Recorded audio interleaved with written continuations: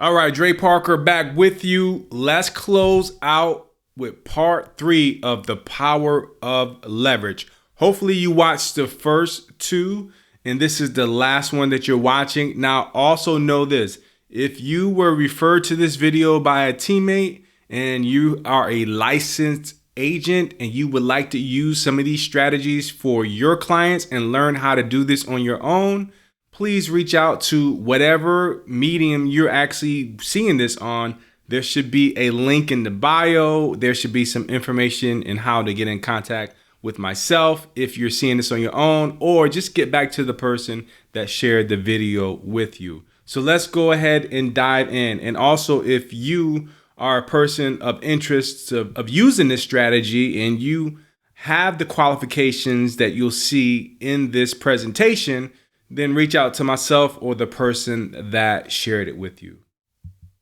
So let's talk about the wealth of America. Now, this is important because I don't know if you're like me, but I grew up poor, living in the projects. So I worked my way to middle America. And now I realize that most people who are in middle class and most people who grew up poor, they have a different interpretation of leverage or debt. And I'm here to let you know that if you really want to acquire wealth and do it in an efficient way, you're going to have to use the power of leverage. So like I said, the wealth of America uses leverage as a way to build wealth. Now, the two things that they leverage are other people's resources and other people's money. And the two resources that they typically leverage the most are real estate and investment grade life insurance. So my question to you is, what resources are you leveraging? And more importantly, whose money are you actually leveraging to build wealth? Now, as we go through this presentation, I want you to really think about this. And if you're not doing this, then I highly recommend that you start learning how to do this to build wealth for your family. See, people know about real estate and all the different leverage strategies you can use with real estate. There's a lot of different strategies. I'm going to show you something that you may be familiar with. If you're a homeowner, you will know this. Now, we're not going to get into the other aspects of real estate and how to leverage real estate, but let's use something that most people are familiar with. So let's say you own a home and the equity in that home is $500,000. Well, what happens is you say, hey, you know what? We got equity in the house. Now, I always tell people all the time, you can't chip off a brick and go buy a car, right? You got to go through the proper channels, and this is the proper channel. So you go to the bank and say, hey, you know what? I have $500,000 in equity, and I would like to do some upgrades to the house. So I need to borrow some money. So the bank says, sure, you got a real asset. It's worth $500,000. We'll be happy to loan you some money so you can actually put more money into that asset. So cool. You get $200,000 from the bank.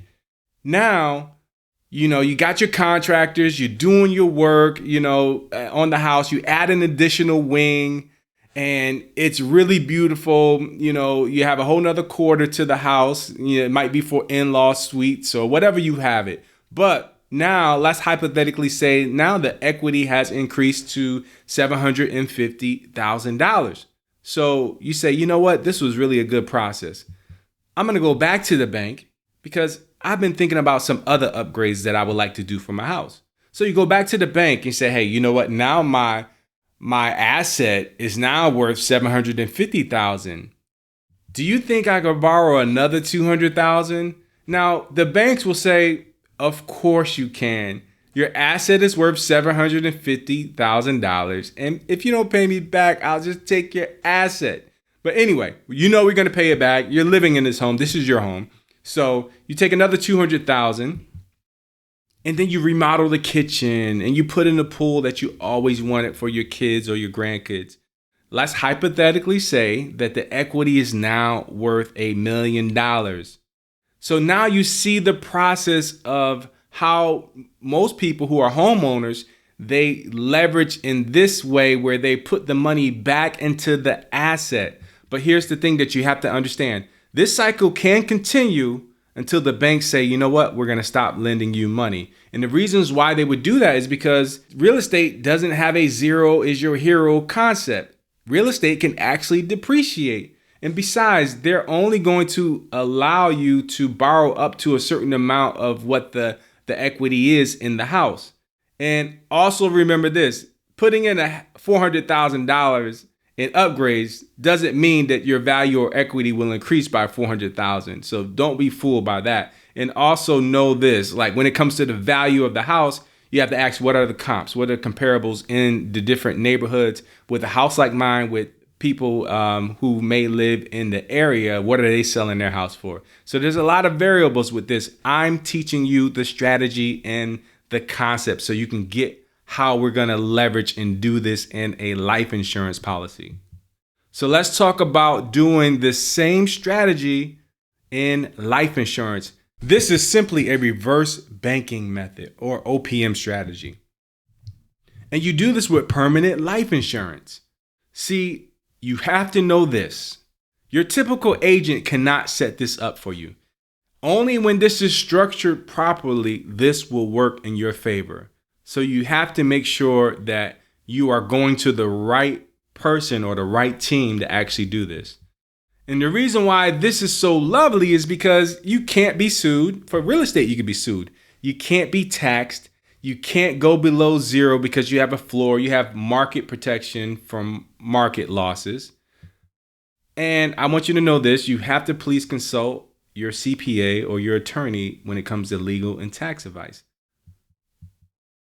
So let's do the same thing with life insurance. So let's say you put $100,000 into a life insurance, permanent life insurance policy, particularly an IUL. Now, just let you know that we have strategies where we use both dividend paying whole life and IULs at the same time. But for the sake of just teaching you the concept, we'll use an IUL for an example. So let's say you put $50,000 each year for 2 years. Now you have to understand we're going to deal with a private equity firm, right? So a private bank. And there's another category that you have to be familiar with, and that's your equity account or your cash surrender value bucket. So this whole strategy is dealing with max funding this thing for cash value accumulation. So let's say that $100,000 that you put in, $50,000 first year, $50,000 second year, you have $60,000 in your cash surrender value bucket. And you have a $2 million death benefit. So watch how this actually works.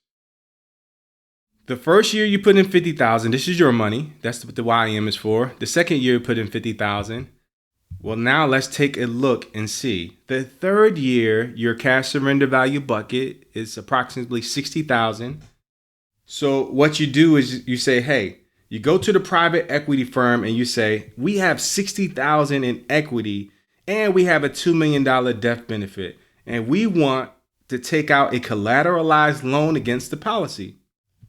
Now, this is a tier 1 investment. So of course, what they're going to do, they're going to say yes.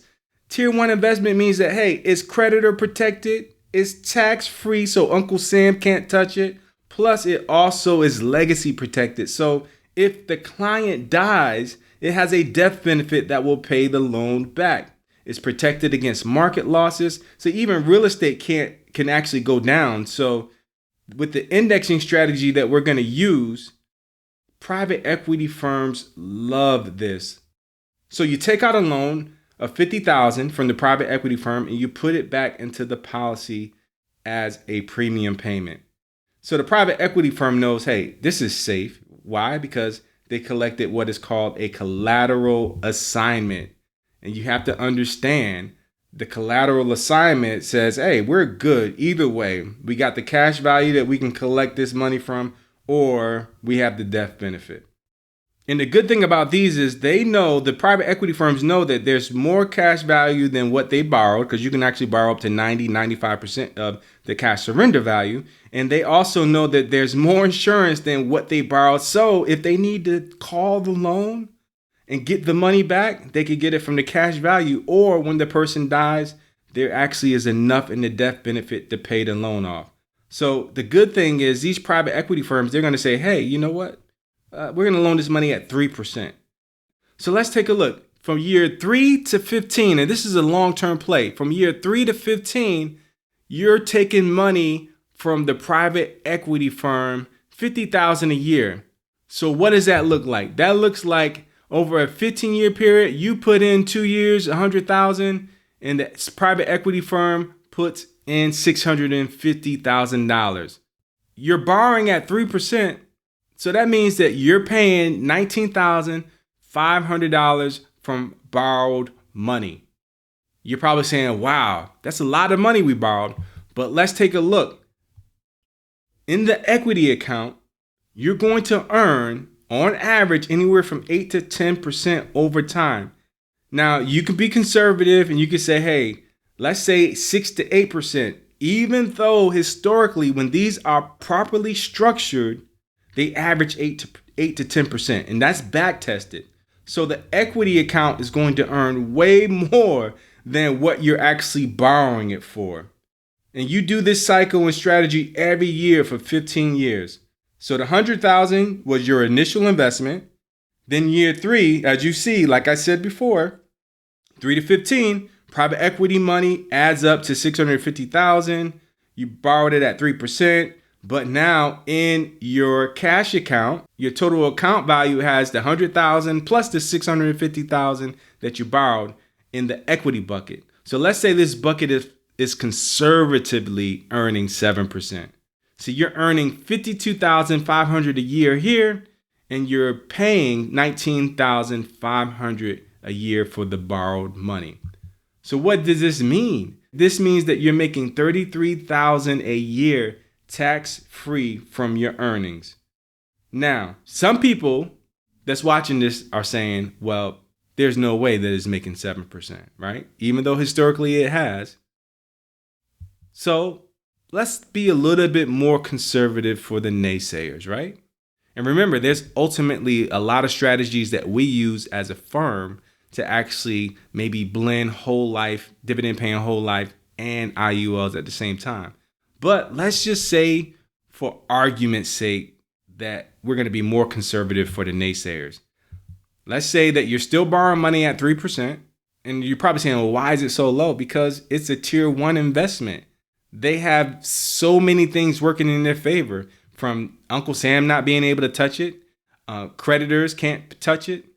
You're talking about no market losses. You got a death benefit of $2 million. And you have collateralized assignment that deals with the cash surrender value in the bucket that you already started funding 2 years in. So we're at 3%, same situation, $19,500. Now your total account has collected, like in the past, $750,000, $100,000 from you, $650 from O.P.M or the private equity firm. Now let's say we're really conservative and we're earning 5.5%. So you're earning $41,250 a year. You're paying $19,500. Well, it still means that you're making $21,000 a year tax-free from your earnings. So let's look at this whole thing in its entirety as we close out. So you already know the magic question that everyone's asking. Do you pay off the loan? Well, let's see. You put up $100,000 of your own money, right? $50,000 first year, $50,000 second year. That's great. Let's take a look even deeper. It took 3 years to get back your money if we're looking at a 7% conservative earnings on your money. It took 3 years to get that money back. So let's say you're 40 years old at age 58, because think about it, 15 years, 55, so 55, you got 56, 57, 58. So 58 years old, you're making $33,000 a year for the rest of your life, tax-free. Now, keep this in mind as well. This policy has a $2 million death benefit, tax-free death benefit. So if we continue paying the 3%, because we are earning more by keeping it in the account than paying it off, right? You always got to know it's all about arbitrage. You remember that. You're earning a net positive arbitrage. So any spread over 3%, it's positive arbitrage for you and your family or whatever you decide to do with it. But here's the biggest thing I want you to get out of this. And this is where you get the concept of buy, borrow, die.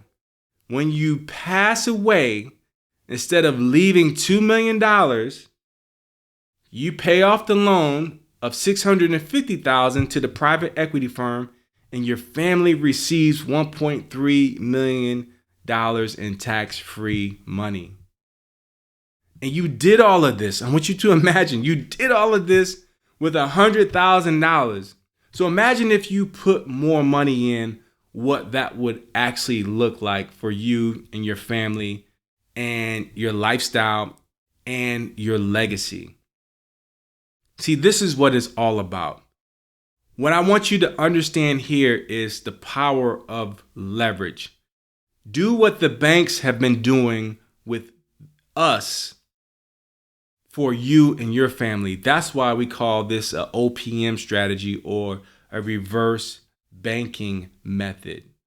So if you're coming across this, like I said earlier, and you just stumbled upon this video, wherever you're seeing this video, make sure that you click the link in the bio, or make sure you can go to mymoneyandlegacy.com, or you can go to accelerateatlife.com and go to the connect page, and you can reach out to me personally there, and we can see if you qualify for this type of strategy, or if this video was shared to you by someone on my team.